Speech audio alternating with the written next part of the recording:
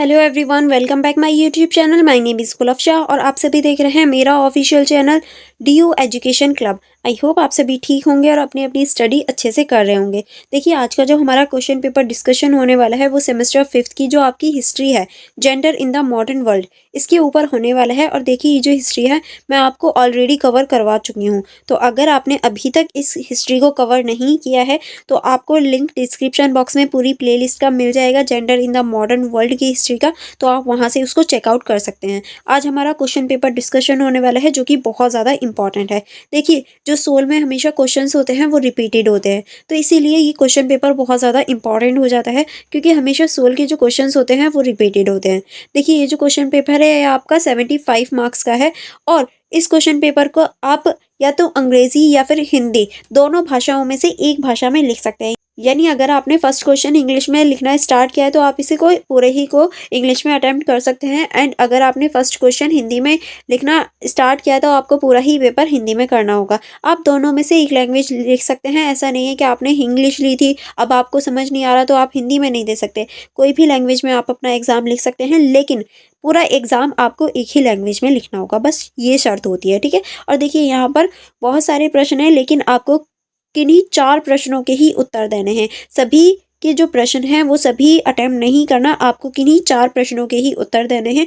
और सभी के अंक जो होंगे, यानी आंसर के जो मार्क्स होंगे वो इक्वल होंगे। ऐसा नहीं है किसी के कम या ज़्यादा नहीं होंगे, सभी के मार्क्स जो हैं वो इक्वल होंगे। और देखिए, ये जो निर्देश होते हैं या ये जो नोट होता है लिखा हुआ, ये पढ़ना आवश्यक होता है, ताकि आपको पता चल जाए कि आपको कितने क्वेश्चन अटेम्प्ट करने हैं और किस तरह से अटेम्प्ट करने हैं। बहुत सारे बच्चे यही सिली मिस्टेक करते हैं और सारे ही क्वेश्चन अटेम्प्ट कर देते हैं, तो आप वो वाली सिली मिस्टेक मत करना। ये बेवकूफ़ों वाली हरकतें होती हैं। आपको प्रॉपर तरीके से पहले इसको पढ़ना है, फिर उसके बाद में अपना क्वेश्चन पेपर या क्वेश्चन लिखना स्टार्ट करना है। पहले हर एक क्वेश्चन को अच्छे से पढ़ना है और जो भी आपको अच्छे से आता है उसको टिक कर देना है कि हाँ, मुझे सबसे अच्छा ये आता है, तो सबसे पहले मैं ये अटेम्प्ट करूँगी या ये अटेम्प्ट करूँगा। देखिए, जो भी आपका सबसे अच्छा क्वेश्चन है, जो आप बेस्ट तरीके से लिख सकते हैं, सबसे पहले उसी ही क्वेश्चन को अटेम्प्ट करना, ओके। क्योंकि एग्जामिनर क्या होता है, कभी कभी पूरी कॉपी तो पढ़ते ही नहीं है, वो सिर्फ फर्स्ट क्वेश्चन पढ़ते हैं और अंदाज़ा लगा लेते हैं कि ये किस लिमिट तक जा सकते हैं स्टूडेंट, तो वो उसी बेस पे आगे क्वेश्चंस में नंबर दे देते हैं। तो आपको फर्स्ट क्वेश्चन हमेशा अपना बेस्ट रखना है, और चाहो तो उसमें डायग्राम का भी यूज़ कर सकते हो। देखिए, मैंने एक वीडियो प्रॉपर बनाई है आप लोगों के लिए कि किस तरह से आपको एग्ज़ाम में लिखना है, यानी आंसर आपको किस तरह से लिखना है। तो आप मेरे चैनल पे विजिट करेंगे तो वो वीडियो मिल जाएगी, अदरवाइज मैं आपको लिंक डिस्क्रिप्शन बॉक्स में दे दूंगी, तो आप वहां से चेकआउट कर सकते हैं। चलिए फिर बिना देरी करें हम लोग इस क्वेश्चन पेपर की स्टार्टिंग करते हैं। जैसे कि आप देख सकते हैं, जो हमारा फर्स्ट क्वेश्चन है वो है, पितृसत्ता शब्द को परिभाषित कीजिए, उन तरीकों की चर्चा कीजिए जिसमें नारीवादी विद्वताओं ने पितृसत्ता और लिंग को समझाया। यानी आपको इस क्वेश्चन में पहले पितृसत्ता शब्द जो है उसको परिभाषित करना है कि आखिर पितृसत्ता होती क्या है, और फिर उसके बाद में जो नारीवादी विद्वान हैं उन्होंने किस तरह से पितृसत्ता और जो लिंग है उसको समझाया है, ये आपको बताना है। तो सबसे पहले आपको पितृसत्ता की परिभाषा देनी है, फिर उसके बाद में आपको नारीवादों के बारे में बताना है कि नारीवाद आखिर है क्या, ये किस तरह का आंदोलन है और इसमें किन किन लोगों को शामिल किया गया है, या इनकी जो विचारधारा है वो कैसी है।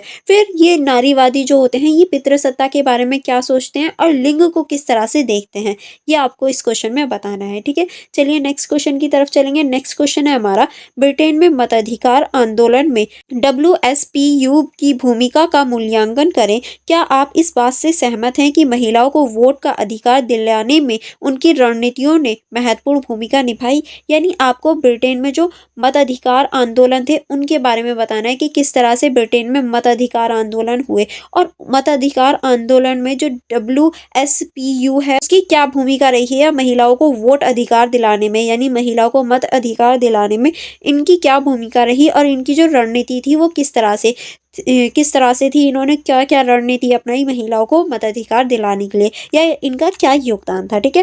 नेक्स्ट क्वेश्चन होगा हमारा क्वेश्चन नंबर 3, जिसमें पूछा गया है 1950 के दशक में दक्षिण अफ्रीका में रंगभेद विरोधी आंदोलनों में महिलाओं की भूमिका का मूल्यांकन करें। यानी जो दक्षिण अफ्रीका में रंगभेद विरोधी आंदोलन हो रहे थे उसमें, जो कि हमारे 1950 में हुए थे, उसमें जो महिलाओं की भूमिका थी उसके बारे में आपको बताना है कि जो दक्षिण अफ्रीका में रंगभेद विरोधी आंदोलन थे, उसमें महिलाओं की क्या भूमिका थी। और ये जो आंदोलन थे, ये 1950 की बात हो रही है, तो आपको 1950 में जो दक्षिण अफ्रीका में आंदोलन थे उनके बारे में चर्चा करनी है, ठीक है। और यह हमारा क्वेश्चन नंबर 4 है। अगर आप इंग्लिश में अटेम्प्ट करेंगे तो आप इसको देख सकते हैं।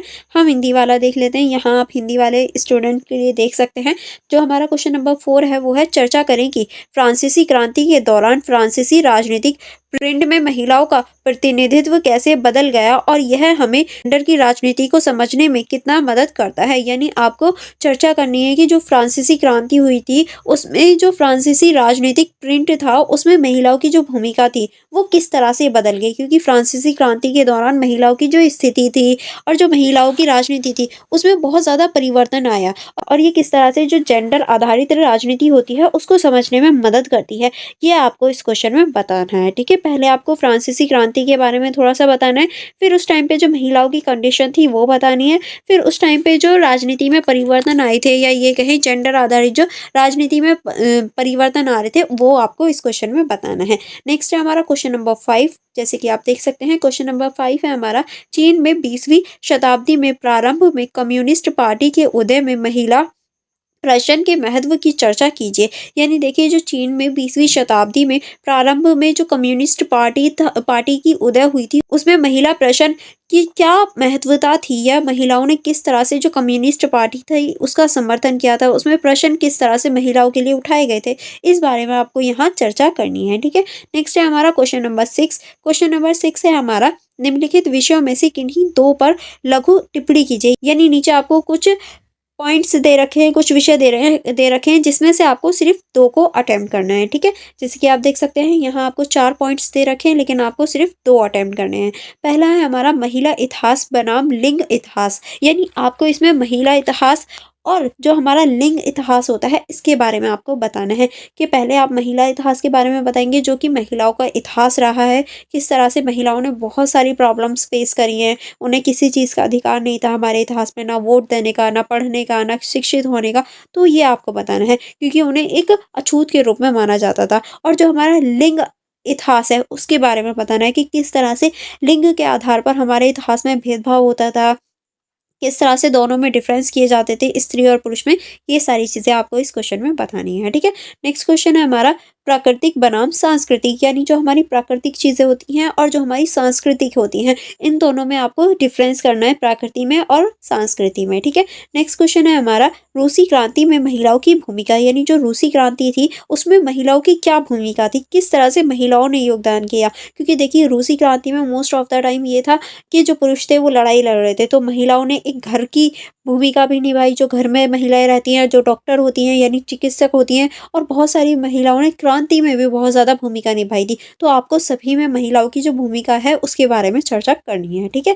नेक्स्ट है हमारा, विश्व इतिहास के लिए नारीवादी दृष्टिकोण। यानी विश्व इतिहास में नारीवादी जो दृष्टिकोण है वो क्यों इम्पोर्टेंट है, उसकी क्या आवश्यकता है, क्यों ज़रूरी है नारीवाद। विश्व इतिहास की जब हम बात करते हैं तो हम ज़रूर नारीवाद को पढ़ते हैं, तो क्यों ज़रूरी है, क्योंकि देखिए जो विश्व इतिहास में उसमें महिलाओं की जो बात करता है वो नारीवाद ही बात करता है, इसीलिए हम विश्व इतिहास में नारीवाद को पढ़ते हैं। क्योंकि अगर हम विश्व इतिहास की बात कर रहे हैं तो उसमें नारियों की भी तो बात होनी चाहिए, लड़कियों की भी तो बात होनी चाहिए, और लड़कियों की या ये कहें नारियों की जो बात करता है वो सिर्फ नारीवादी दृष्टिकोण करता है। इसीलिए हमें विश्व इतिहास में जो नारीवाद है उसको पढ़ना आवश्यक हो जाता है, okay.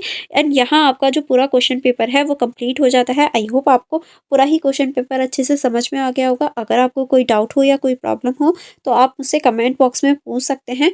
Otherwise for more connectivity आप मेरी इंस्टाग्राम आईडी को चेकआउट कर सकते हैं, आप मेरे टेलीग्राम ग्रुप को ज्वाइन कर सकते हैं। अगर आपको कोई भी प्रॉब्लम हो या कोई भी कंफ्यूजन हो तो आप मुझसे कमेंट बॉक्स में भी पूछ सकते हैं, ओके। चलिए अब हम मिलेंगे नेक्स्ट वीडियो में। आप मेरी वीडियो को लाइक करना एंड अपने फ्रेंड्स के साथ शेयर करना मत भूलिएगा, क्योंकि जिस तरह से ये वीडियो आपके लिए हेल्पफुल है आपकी फ्रेंड्स के लिए भी हेल्पफुल है, तो उनके साथ भी शेयर करना मत भूलिएगा। चलिए फिर मिलेंगे नेक्स्ट वीडियो में। Thank you for watching everyone.